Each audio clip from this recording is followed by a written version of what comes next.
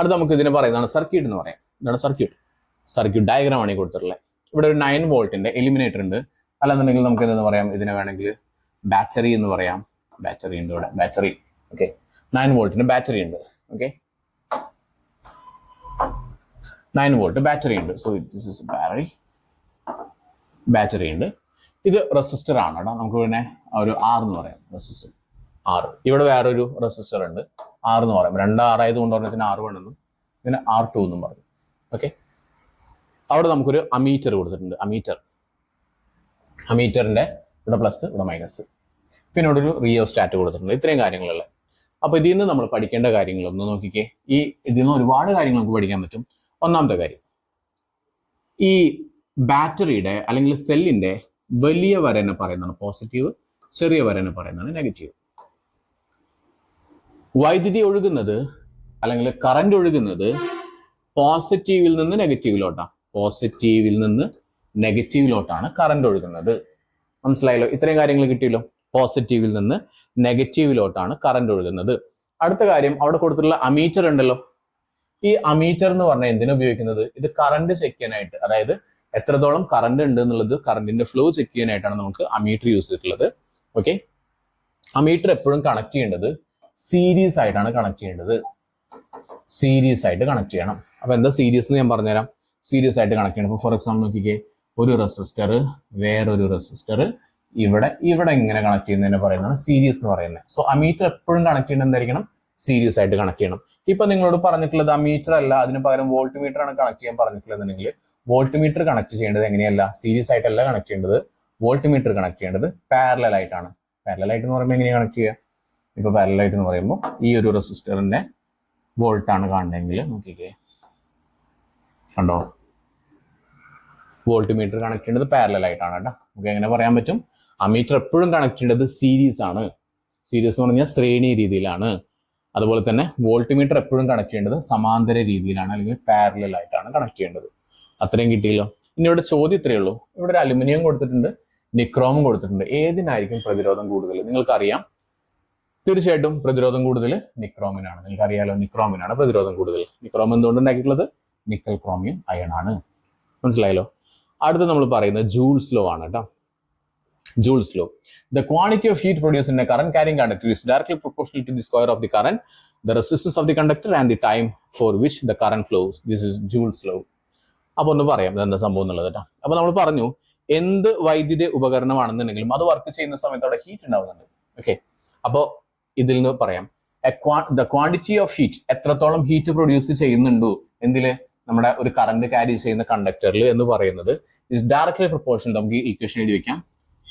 Heat H ആണല്ലോ, heat ഉണ്ടാവുന്ന ചൂട് എന്ന് പറയുന്നത് ഇസ് ഡയറക്ട്ലി പ്രൊപ്പോർഷണൽ ടു കറന്റിന്റെ സ്ക്വയർ എന്ന് പറഞ്ഞാൽ, കറന്റിന് നമ്മൾ ഐ എന്ന് പറയാ, ഐന്റെ സ്ക്വയർ, പിന്നെ എന്തായിരുന്നു, റെസിസ്റ്റൻസ് ഓഫ് ദി കണ്ടക്ടർ നമുക്ക് ആർ എന്ന് പറയാം, പിന്നെ ടൈം, എത്രത്തോളം സമയം ഇത് ഉപയോഗിക്കുന്നുണ്ട്, ടി. അപ്പൊ എന്താ ഇക്വേഷൻ നമ്മൾ പറഞ്ഞു? നമുക്ക് വേണമെങ്കിൽ ഇങ്ങനെ പറയാം, H is directly proportional to I square R T എന്ന് പറയാം.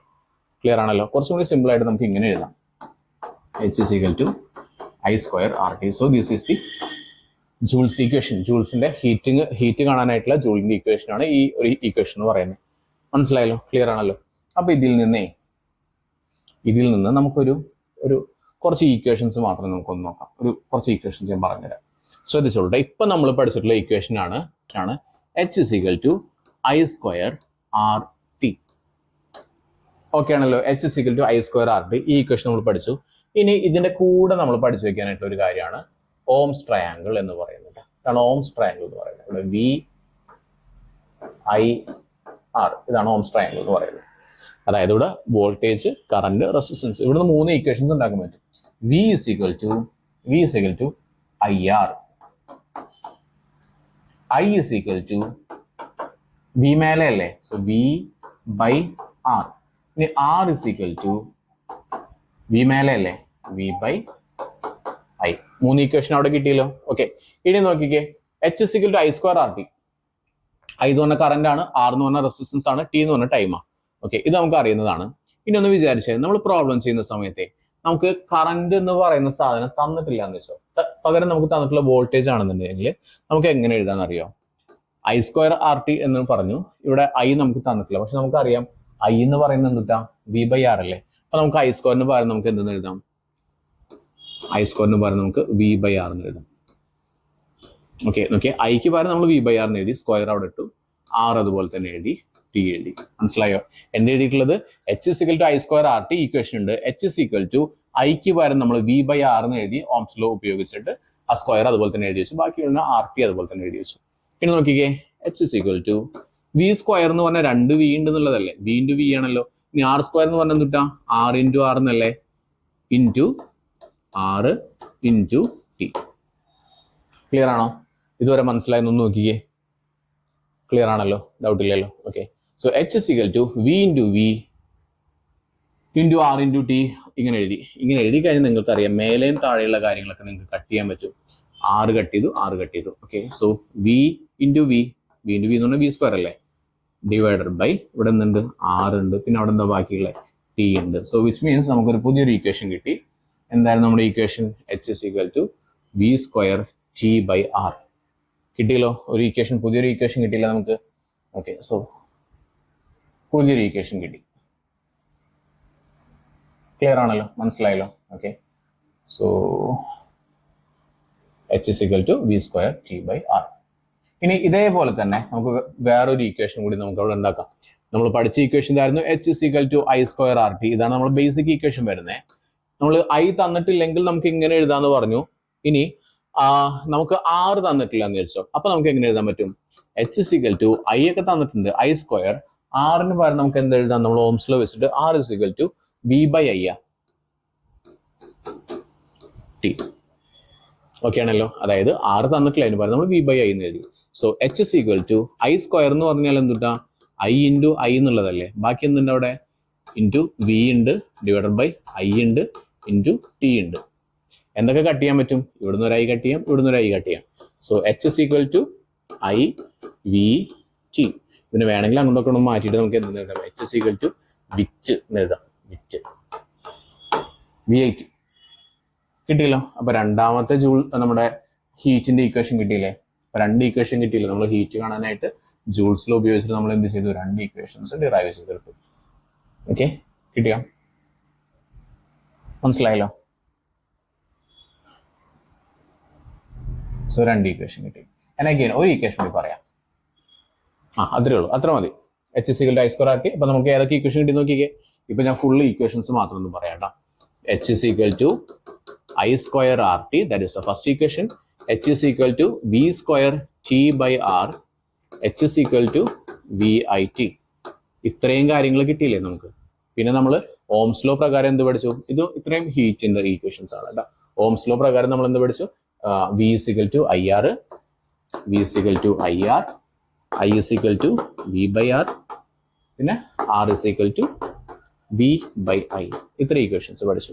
ക്ലിയർ ആണല്ലോ? അപ്പൊ നമുക്ക് എത്ര ഈക്വേഷൻ കിട്ടി? ടോട്ടൽ 6 ഈക്വേഷൻസ് കിട്ടി. മനസ്സിലായോ? ക്ലിയർ ആണോ? ഇനി നമ്മൾ അടുത്ത ഒരു ഈക്വേഷൻ പറയാം. പവർ എന്ന് പറയുന്ന ഒരു കോൺസെപ്റ്റ് ആണ്. പവർ ഇസ് ഈക്വൽ ടു ഹീറ്റിൽ നിന്ന് ടൈം ഡിവൈഡ് ചെയ്ത് കഴിഞ്ഞാൽ നമുക്ക് പവർ കിട്ടും. Heat divide by time. അതായത് നമുക്കൊന്ന് ചെയ്യാം. ഹീറ്റ് ഡിവൈഡ് ബൈ ടൈം ആണ് കേട്ടോ.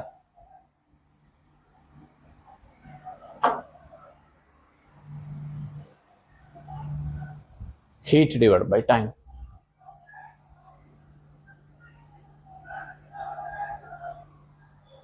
Okay, heat divide by time. ഹീറ്റിൽ നിന്ന് ടൈം ഡിവൈഡ് ചെയ്ത് കഴിഞ്ഞാൽ നമുക്ക് ഈക്വേഷൻ കിട്ടും. അപ്പൊ നമുക്ക് നോക്കിക്കേ, ഹീറ്റിന് നമുക്ക് 3 ഈക്വേഷൻ ഉണ്ട്. അപ്പൊ നമുക്ക് എഴുതാം P is equal to I square R T divided by T. അപ്പൊ എന്ത് ചെയ്താൽ മതി? ടിയും ടിയും കട്ട് ചെയ്ത് പോയി ബാക്കി എന്ത് കിട്ടും? ഐ സ്ക്വയർ ആർ എന്ന് കിട്ടും. Okay, P is equal to V square T by R ഉണ്ട്, ഓൾ ഡിവൈഡഡ് ബൈ ടി. ടിയും ടിയും കട്ട് ചെയ്ത് പോയി ബാക്കി എന്തുണ്ട്? വി സ്ക്വയർ ബൈ ആർ ഉത്തരം കിട്ടും. വേറൊരു ഈക്വേഷൻ നോക്കിക്കേ, P is equal to V I T നമ്മൾ കണ്ടുപിടിച്ചായിരുന്നു, divided by T is equal to T. പോയി is equal to V I. മനസ്സിലായോ? എഗെയിൻ ഞാൻ ഒന്നുകൂടി എഴുതി തരാം. നമ്മൾ പഠിച്ചിട്ടുള്ള ഈക്വേഷൻസ് എത്രയാണ്? ഏറ്റവും ആദ്യം പഠിച്ച ഈക്വേഷൻ എന്ന് പറയുന്നത് H is equal to I square R T. എഴുതി വെക്കണം കേട്ടോ. H is equal to V square T by R. H is equal to V I T. പിന്നെ നമ്മൾ പറഞ്ഞു, ഇനി അടുത്തൊരു ടിപ്പ് പറഞ്ഞു തരട്ടെ. ഹീറ്റിന്റെ ഇക്വേഷൻ കിട്ടിയല്ലോ. പവറിന്റെ ഇക്വേഷൻ എന്ന് പറയുന്നത് ഹീറ്റ് ഡിവൈഡ് ബൈ ടൈമാണ്.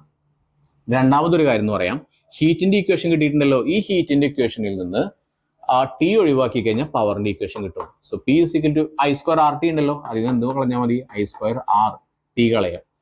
P is equal to V square T വേണ്ട by R. P is equal to V I. പിന്നെ ഓംസ് ലോ പ്രകാരം നമ്മൾ പറഞ്ഞു, ഓംസ് ട്രയാങ്കിൾ വെച്ചിട്ടുള്ള ഇക്വേഷൻസും പറഞ്ഞു. ഇത്രയും ഇക്വേഷൻസ് നിങ്ങൾ പഠിച്ചിട്ടുണ്ടായിരിക്കണം.